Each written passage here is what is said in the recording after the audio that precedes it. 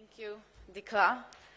Personally, as someone who actually grew up in the Haredi society, I found the Shtisel series not only entertaining, but also very accurate. I mean, the way they depicted the apartments and how, you know, the conversations, it was, I don't speak Yiddish, but I grew up amongst all those who do, and I must say it was extremely interesting as someone who came from there to actually watch it and see it, you know, on the screen in front of me. Our next panel, we're actually going to be jumping, you know, from, you know, call it internal to external. The Israel never-ending threat, which is Iran. And I'm going to leave this to the experts who will be discussing, you know, all the aspects of this threat called Iran. So please help me welcome Kalev Ben David. He is from I-24, and he will be introducing the panelists.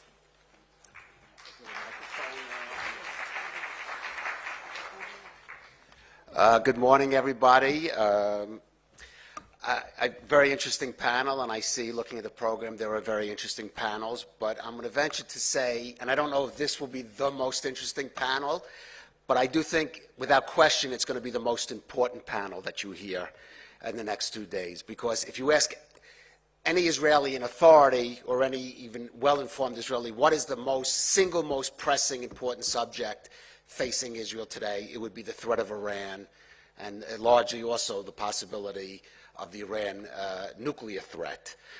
It's an existential threat for Israel. It really, you've seen enough of Israel's geography, I presume, to know that 1 or 2 atomic bombs could wipe this country out. So this subject is the most important you're going to hear. And I'm also going to say that maybe it's going to be the most interesting because of how dynamic the subject is. If we had this panel a year ago, we would be talking about how is Israel going to deal with the consequences of an Iran nuclear deal, because we thought pretty much the Biden administration was going to, was determined to bring the Iran nuclear deal. Here we are a year later. The question is whether the Iran nuclear deal is alive or not, and now, because of the protests in Iran, the question is whether the Iran regime itself may survive or not. So certainly an incredibly dynamic subject. I want to start bringing up our panel. Brigadier General in the IDF Reserves, Amir Avivi, is the founder and chairman of the Israel Defense and Security Forum, what we call in Israel the Bitronistim. He has an extensive military resume, which I won't give all, but Amir, if you could come up. Dr. Meir Javan Danforth, he is an expert in Iranian affairs, and he teaches now at what we call the Reichman University, what everybody still calls the Herzliya IDC. And I haven't seen Talia Lankri with us. Yes, there she is. Talia also has a distinguished military career, Chief of Staff for the establishment of the National Guard and former head of the Home Front Division in the National Security Council, and if you follow the media in Israel, she may have an even more interesting job ahead of her, but that's for another discussion. Let's get right on it. I'm going to start by asking the panelists if they want to give an opening statement. Of course, if you prepared something, please do. But I do want to say, if you could ask the one question, like I said before, a year ago, I would be asking you what are going to be the consequences of the Iran nuclear deal. Now I'm asking, is the Iran nuclear dead or alive? Like a villain in a horror movie, every time you put a stake in its heart, the Iran nuclear deal seems to pop back to life. And if I may quote a line from one of my favorite movies, The Princess Bride, is the Iran deal dead? Is it mostly dead, which means it's still a little bit alive and it could be revived?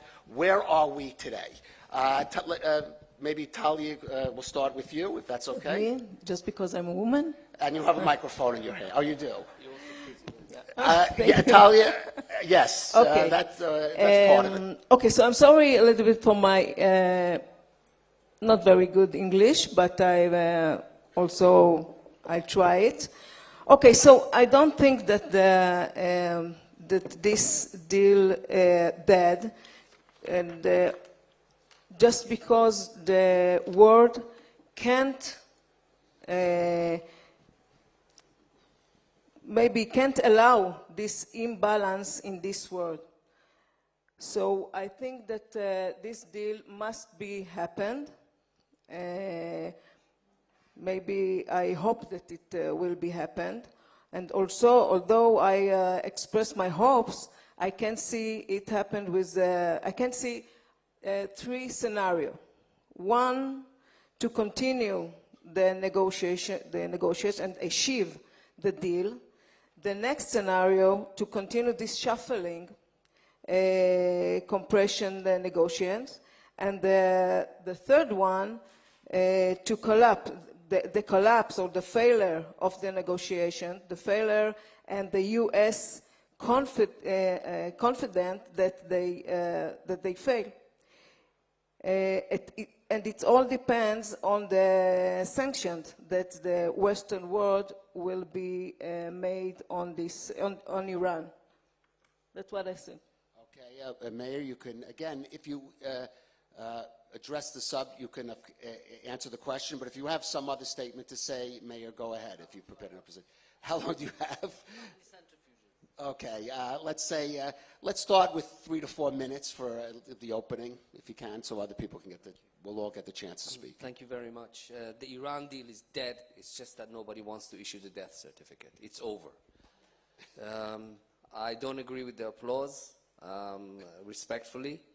I think nobody here wants the Iranian regime to have nuclear weapons, a regime which is a Holocaust-denying regime. But at the end of the day, the deal put the Iranian issue, the Iranian nuclear program, in a framework. We knew what was happening. For reasons of their own, President Trump walked out of the nuclear deal. And since then, we see Iran is enriching uranium at 60%. It is shutting down the cameras. This is not in the interest of anybody. But why are we not back in the deal? It's because of Ayatollah Khamenei. It's because of the Iranian regime. The Iranian regime was caught lying. When Prime Minister Netanyahu showed the pictures of that website, storehouse in Tehran, outside of Tehran, which as somebody who was born in Tehran, was bar mitzvah in Tehran, I'd never even heard of it. That's one of the beauties of the whole nuclear issue. Suddenly we're finding parts of Iran that nobody had ever heard of. So it's good for those who want to know the unknown parts of Iran. Suddenly we are getting familiar with places such as Torkozabad. There was traces of enriched uranium there. That was not a declared site.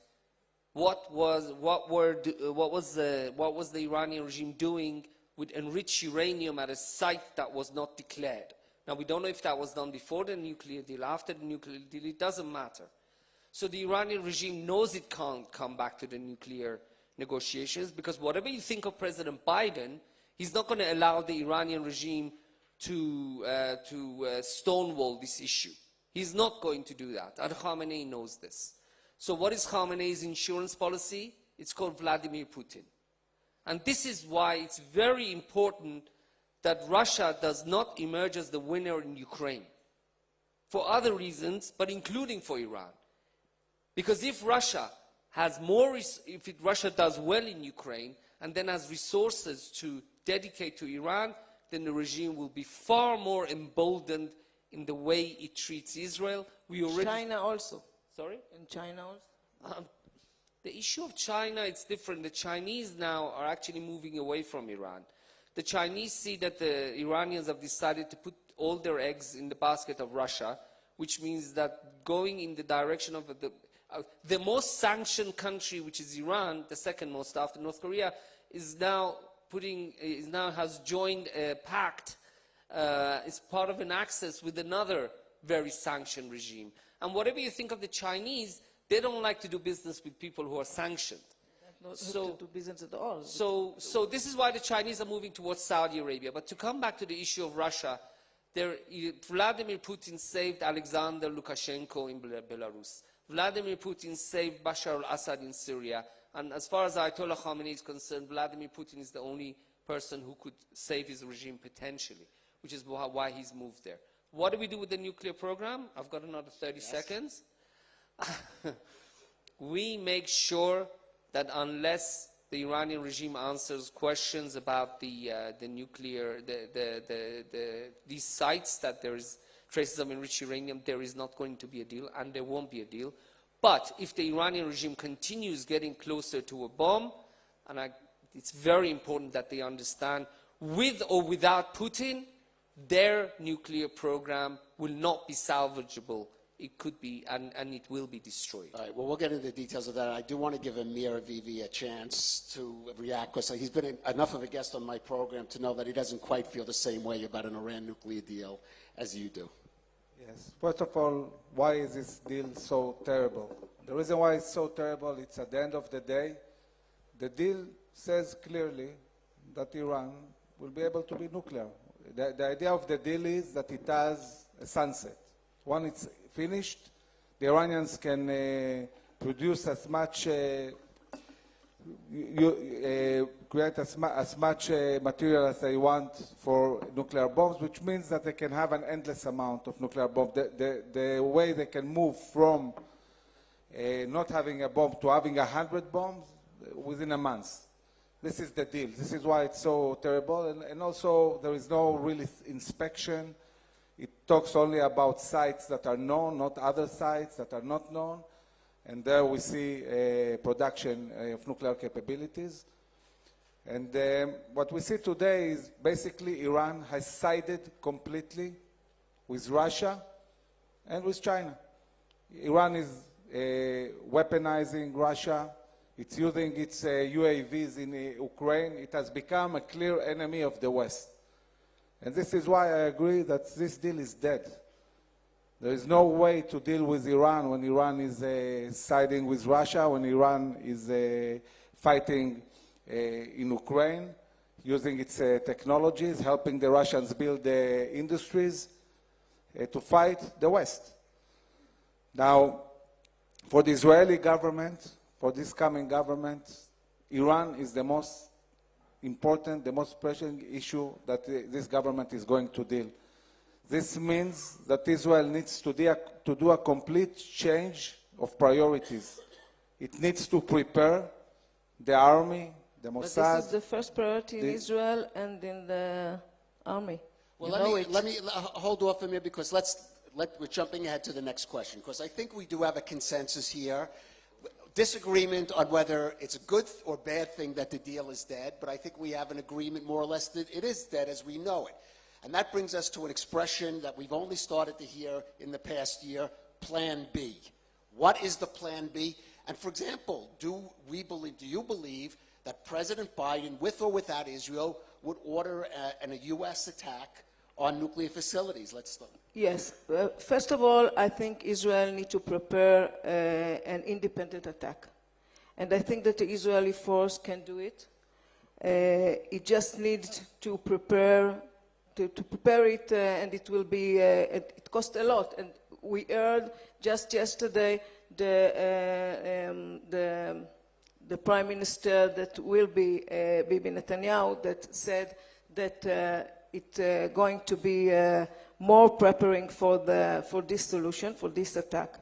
And of course we need the time and more money for this, but this is the first priority for Israel to deal with Iran, and I think that Israeli army are prepared for it. The last time that Israel asked for cooperate from US was in the Yom Kippur War at 1973. And from then, there is a few plans between Israel and US for support, like active protection system and some kind of attack plan. So I think that Israel must prepare for it. Mayor, just as I know Amir well enough to know he might not necessarily agree with you on the Iran nuclear deal, I think I know enough about you to maybe suggest an independent attack by Israel on Iranian nuclear facilities would not be your preferred course of action. First of all, if I may comment on what General Avivi said, it's completely wrong what he said, that the deal allowed no inspection. This is factually wrong. One of the reasons why we know about Torgozabad was because of the Iran nuclear deal. One of the reasons why the Iranian regime is worried that the international community is not coming back to it and has had to go to Vladimir Putin and to suffer sanctions is because of the Iran nuclear deal. The deal had sunset clauses, but some things had no sunset clauses. They were forever. One of them was the inspection regime. The Islamic Republic of Iran, according to the Iran nuclear deal, had the most inspected nuclear program in the world, which again is why we know that they cheated and why the IAEA wants the Iranian regime to answer. So we can have our differences. It's not a perfect deal. You want to get a perfect deal, negotiate with yourself. And not even then you're always going to get a perfect deal. This deal had some faults. Of course, I also agree. But we have to be accurate about what the deal included and what it didn't. But May, now to the next step. Thank you. First and foremost, I tell you what worries me. What worries me right now, Kalev, is that the Iranian regime has decided to use Beirut to bring weapons in for Hezbollah. They are clearly challenging us. This is a clear challenge to the state of Israel. They're playing chicken with us. And this is where the state of Israel, it doesn't matter where you're from left or from the right, we have to stand firm. We have to stand firm and to make them understand, they're very smart people in the Ministry of Defense, I'm sure they'll come up with ways, that this shall not pass, number one. Number two, about the nuclear issue. Ayatollah Khamenei believes that Putin will give him immunity by continuing with the nuclear program. And this is where in Israel we have to be worried. Because before the Ukraine war, a nuclear Iran was against the interests of Russia. But after the Ukraine war, I'm not so sure. I tell you why. Nuclear North Korea, it actually serves the interests of China in a way. Number one, it draws attention away from China, and the United States has to focus on North Korea, so it draws some attention away from China. That serves Chinese interests. There's another interest that nuclear North Korea offers China. Everybody knows that if you want to reach the North Koreans, you have to go through the Chinese. This elevates the position of China as a power broker. It gives them leverage. If Iran becomes nuclear, that will provide these two benefits to Russia. America's attention will be drawn away from Russia towards a nuclear Iran, number one. And number two, anybody who wants to deal with Iran will have to go through Putin, and this would actually elevate the status of Putin as a power broker and as a go-between, and will give him more leverage. Right. So this is something else that we have to be worried about as a consequence of the Ukraine war, and this is another reason why I believe that Putin must not come out as the winner in this war. Whether we're going to attack or not, look, at the end of the day, Caleb, you and I, and nobody else here really knows what the capabilities of the IDF is, because it's classified. But at the end of the day, of course, if Khamenei gives the order to make a nuclear weapon, then we have to do it, hopefully with the United States. All right, well, Amir, you have a lot to respond to there. Yeah.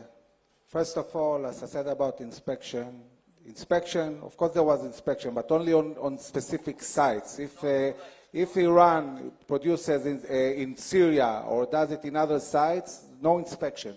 This is the deal. The other thing is that why is it so complicated to talk about an attack on Iran? Iran has been building militias around Israel. Hezbollah with more than 100,000 rockets, 1,000 missiles, 2,000 UAVs ready to be launched at Israel. There is a buildup of force in Syria. There is a buildup of force in Yemen and in Iraq. A year and a half ago, in the operation in Gaza, Israel was shot from Yemen and from Iraq. This shooting wasn't successful.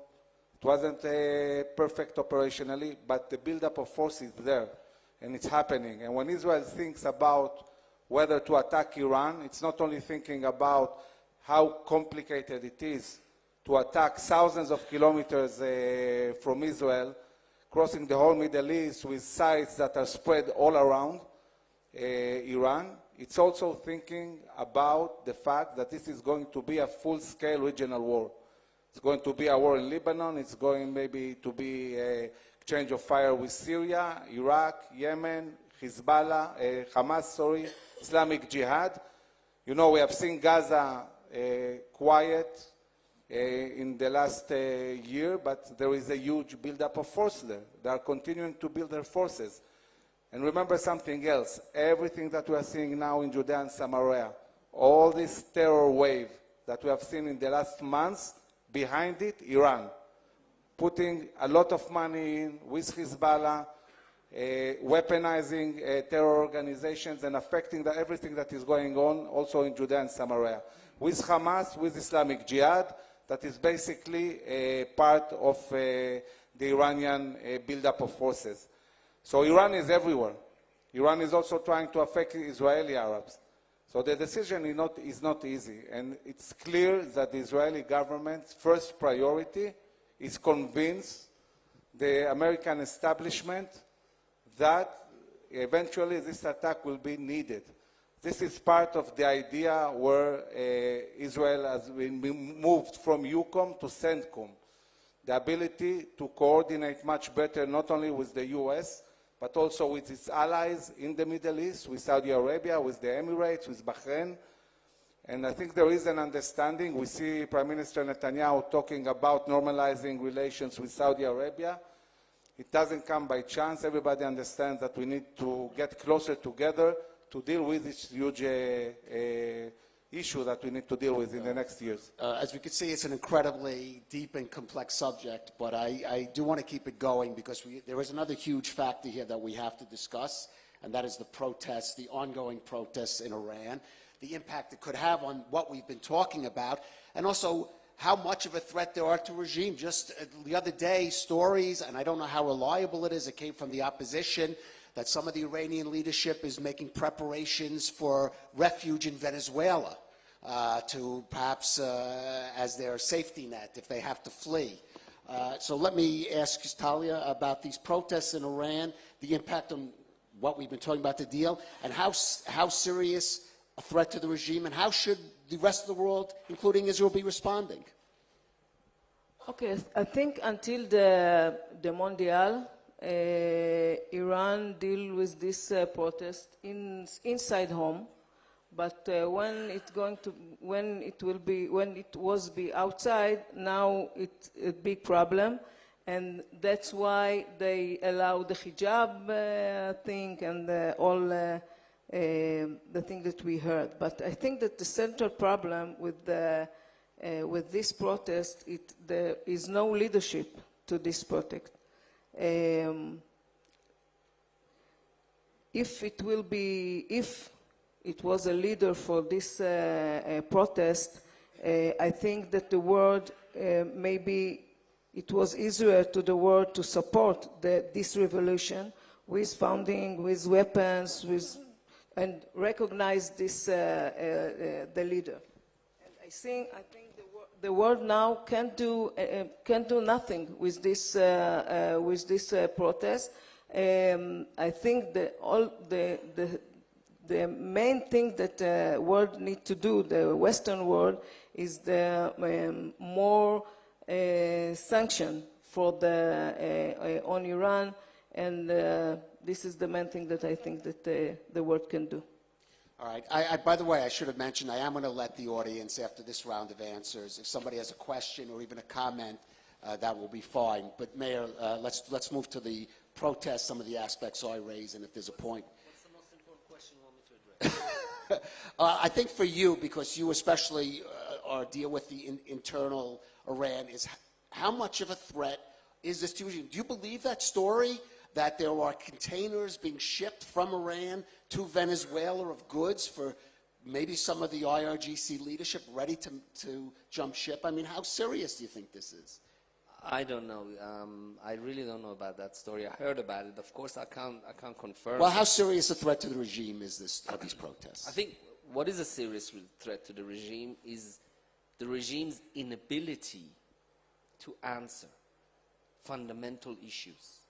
Going out and beating up protesters, that's not a long-term solution. Killing protesters is not a long-term solution.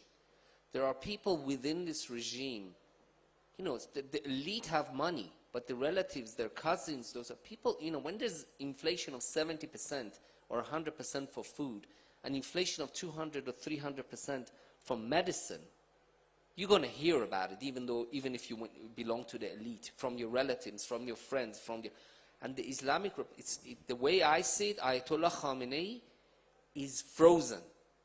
He does not know how to address these issues. Not the slightest, not even the slightest amount of reform. And I think this is what fundamentally is the major threat to the regime. Because the longer the regime does not have an answer to what is going on, the more it will feed the narrative that the only solution is to end this regime. There were people within the Islamic Republic who didn't want regime change because they look at what happened in the Arab Spring. There was chaos. You know, people wanted freedom, and of course they should, they deserve it, but there was chaos. So people were scared, so people went, they said, no, we're gonna address our concern with this regime through the ballot box. We're gonna vote for candidates who will represent change, moderation within the regime, not overthrow it. People like Khatami, the President Khatami was president from 1997 to 2005, or even people like Rouhani, who was from 2030 to 2021. You know, in a speech in front of IRGC people, Rouhani once said, and this is incredible within the context of Iranian politics, our biggest enemy is not America. Our biggest enemy, this is the President of the Islamic Republic, is not Iran. It's not Israel, excuse me. Our biggest enemy is corruption, it's the drought, and the whole list of domestic issues. But did they let him do anything? The regime did not let Rouhani do anything. So this is why people are now increasingly taking the risk of saying, okay, this regime is not going to change. We have to overthrow it, even though it risks chaos afterwards. Now, we have not seen Tehran and other cities, people coming out in millions. Yeah, we see demonstrations, many demonstrations, and they are the amount of time they've continued is unprecedented. But we have not seen the millions yet coming out. As long as Ayatollah Khamenei does not address these core issues, the more he risks this scenario actually being realized. That we could see, maybe not this year, but next year or the year after, a huge tidal tsunami which will topple the regime. Amir, you respond, a threat, and also how should the rest of the world be responding to what we're seeing there? Well, first of all, obviously it's an opportunity. We haven't seen protests like that ever. It's something else. It's something different that's happening for many reasons. There's hunger, there's scarcity of water, the inflation is terrible, the corruption is terrible. Also, the Persian society is very diverse. Only 50% are Persian. You have many big minorities in Iran who don't necessarily completely support this regime. Now, the main problem and why it has never worked, and maybe it won't work this time also, is lack of leadership. There is no clear leader that is leading these protests. It's different groups, not necessarily very well coordinated in different places of Iran, but without clear leadership, it's very, very hard to overcome the regime, and this is why it wasn't successful all these years. Now, the world needs to side with the protesters in a very, very clear way. And this is not happening. It's not happening in the States with the administration. It's not happening in Europe. It looks like the West is stuck between its aspiration to have some kind of good relations with Iran and the reality where Iran has sided with the Russians, and the reality where it's oppressing its people, killing them, hanging them, persecuting them. And I think talking about values, about democratic values, about liberty, to me it's terrible to see the Western world not standing and saying clearly, we won't have this regime anymore. We won't have a regime that is oppressing its own people in such a terrible way. And I'm hoping that this will happen. All right. I do want to open up the floor for comments or questions. I leave it to you if you want to identify yourselves or not. I just ask, please, you be concise because time is running and there's so much to cover here. This gentleman right here. John Riley, American Family Radio. I want to direct this to you, Caleb. We know that, in general, media outlets around the world truth about what's happening in this part of the world. So here's the question. From your perspective, what should we know about the truth of the Iran protests that are happening on the ground that the general media are not telling us? Because we hear a lot of things about that. Look, I don't think it's, and anyone could be, there's a complexity to these Iran protests that we don't cover. For example, that Gina Mahsa Amini was from the Kurdish part of Iran, and it's not just the Iran people, there are different ethnic groups. We don't get, like I said, there were a lot of questions. We don't know if the story that I said was true or not about moving stuff out of Iran. We don't even have accurate numbers on the number of people who have been killed, people in prison. We don't know how she died. The woman who started this whole thing, we don't even know how actually if she died from a beating or what. So I think the biggest problem, this is a challenge for our media, and I think the focus, it's taken from the Ukraine war, there's the World Cup, there's U.S. politics, and I think it's just a question of there has to be greater focus. Mayor Brief. I think what you should tell your listeners is that young people are being arrested. Some of them are being electrocuted. Some of them are being threatened with rape. Some of them are actually being raped.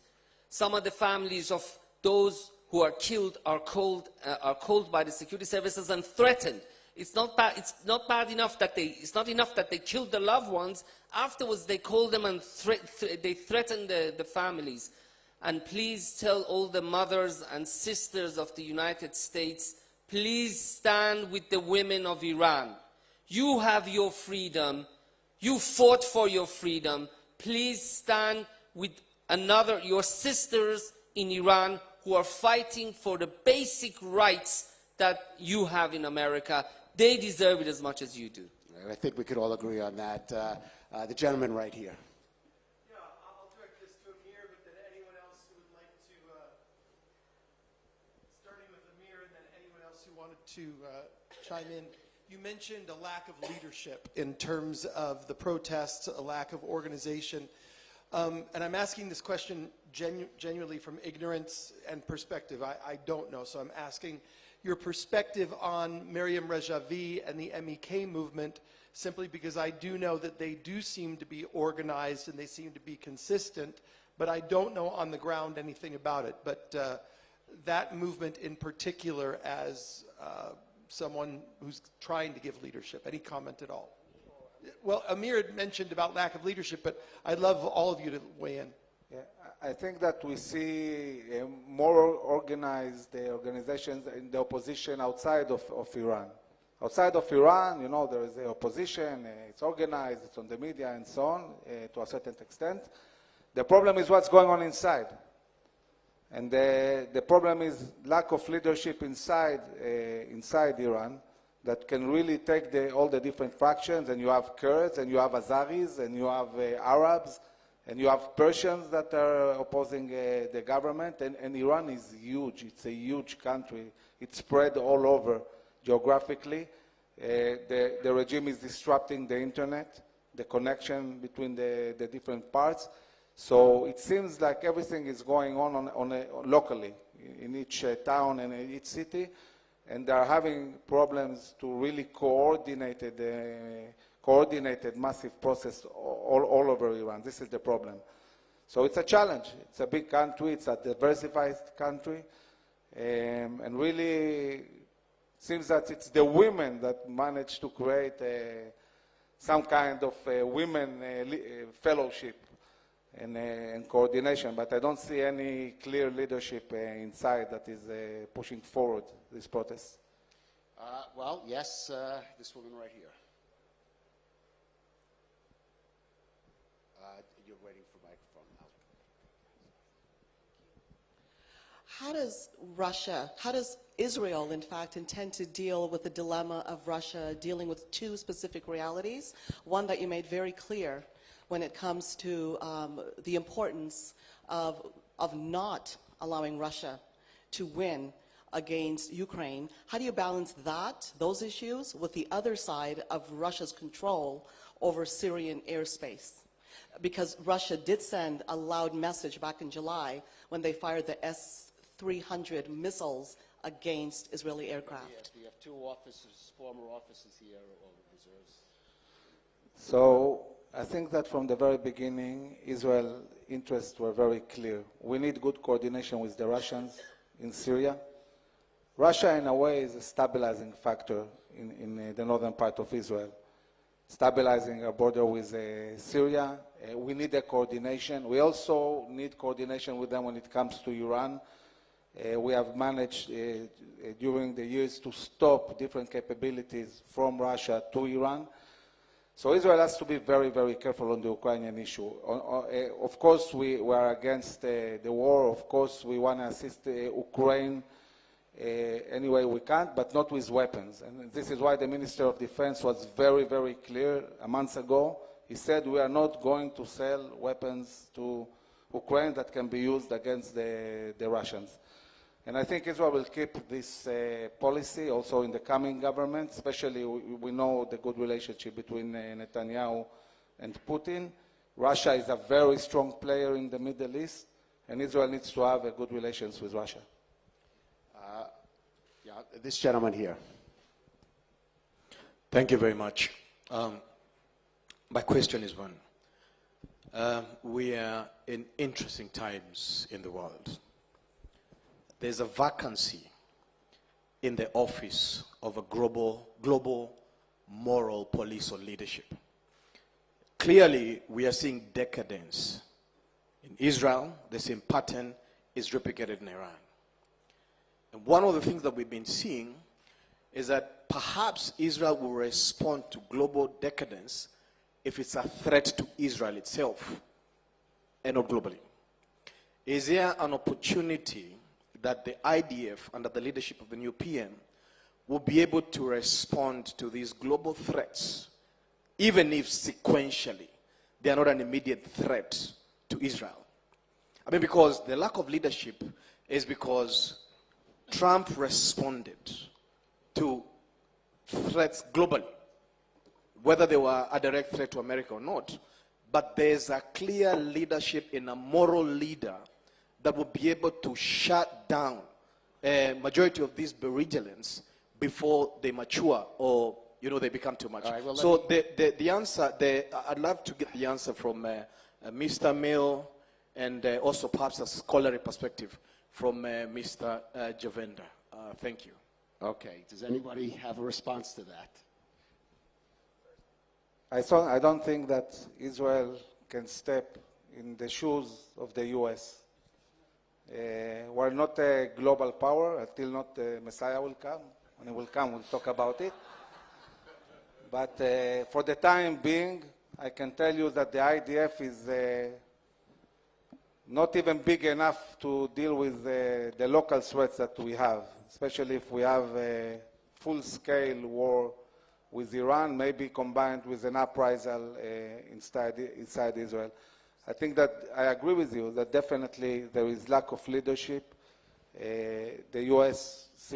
took a step back from being a strong leader in the world. It's affecting the whole world. It's affecting the Middle East, and it comes as no surprise that suddenly you see Russia more involved in the Middle East, China more involved in the Middle East, and with Iran and now with Saudi Arabia. This lack of leadership is affecting the Middle East. It's affecting the whole world. It's the reason, by the way, why Russia was emboldened enough to fight in Ukraine. And this is something that needs to be addressed to the U.S. We definitely expect from the Western world, and especially the U.S., to show leadership and stabilize the whole globe, as it knew how to do in the past. All right, I think we have time maybe for one last brief question. This gentleman has been waiting. Please, yes, right? Yes, sir. But please be concise. I'm from Oslo, the city of peace accords. Is there any effort to communicate at the religious level with forces within Islam in Iran? I know there are protests among seminarians against Khamenei, and I know Saudi Arabia, just not so long ago, were actually contemplating a deal with Iran before they switched to China. So, I mean, this is more fluid, isn't it? Isn't there some work to be done to really get the good forces of Islam to address these issues? And it could go bad, it could go good. I think Mayor may be most qualified on I think that. one of the consequences of 43 years of a corrupt regime using the label of religion is that more and more people are becoming secular in Iran. More and more people are becoming, they believe that actually a democratic system that is secular is more likely to stand for the truth and accountability than a regime that uses the name of God in whatever language that you wish. I think if you want to speak to the people of Iran, please use the language of humanity, use the language of solidarity, that we're standing with you. Religion, unfortunately, I have to say, I've had neighbors in Tehran who were very religious, and I see them and I'm shocked at the level of secularism today. And this is because of the regime, because of the regime's abuse of the name of Islam to do all these terrible crimes. So, Father, if you want to reach out to the people of Iran, the language of humanity, the language of solidarity, the language of brotherhood, that is far more likely to reach to them, to be captured by them, to be absorbed by them and received by them than the language of religion, any religion. All right. When I have guests on, usually for 3 or 4 minutes on TV, I always say at the end, in 30 seconds, is there a final statement that you want to say? Well, just a parting word on the subject. Does any of our panelists have anything? I think, if I may, I think it should be the priority of the next government of Israel, of course, without doubt, to maintain the democratic values of this country, because this is why our army is the best, because our soldiers are fighting for a country, not for a specific party or a politician, number one. Number two, America is the best friend of the Jewish people in the last century, and we love you for it, and we respect you for it, for the fact that your country has stood with us. And our relationship with America must remain strong. It doesn't matter if it's our democratic friends who are in power or our Republican friends are in power. Our friends are the American people, and this is why the next government, I hope, will maintain strong relations with the government, even if they are democratic or whatever. It sounds like Mayor just opened up the next panel instead of finishing this panel, but unfortunately we are finishing this panel. Talia, Amir, do you have just any final comment? Yes, I think the Iranian threat is not new, but we arrived to a defining moment. It's clearly a moment where the next government will have to deal with this threat and take it out, whether we do it alone, whether we do it with our allies. I'm hoping that the U.S. will understand that we need to deal with this threat, that it's a global threat, it's a regional threat, it's not just a threat to Israel, and time has come to deal with it. Thank you. My final comment will be this. I hope at the 7th Christian Media Summit a year from now, my guests will join me together with you for a panel entitled Iran, After the Revolution, What Next? Thank you for joining us.